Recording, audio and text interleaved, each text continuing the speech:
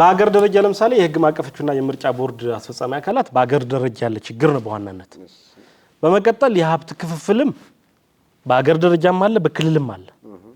የሀብት ክፍፍሉ ለምሳሌ የሚዲያ ሀብት ነው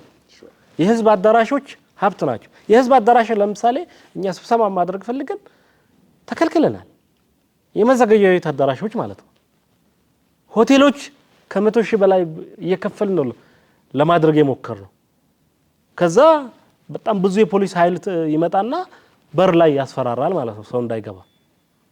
ስለዚህ ይሄ ነው አንዱ ትልቁ የሀብት ችግር የሚዲያና የሲቪክ ማህበር ነጻነት ያገርም ነው ግን ደግሞ አፈጻጸሙ ደግሞ በየቦታው ነው ቅድም ያልኩት ነው የሲቪክ ማህበራት ነጻነት የለም ከሰባ በላይ ሲቪክ ማህበራት ከሰባ በላይ ሲቪክ ማህበራት ራሱ የገመገመው የሲቪክ ማህበራትና ሚዲያዎችን በሙሉ በእኛ ስር ጠርነፈን ይዘን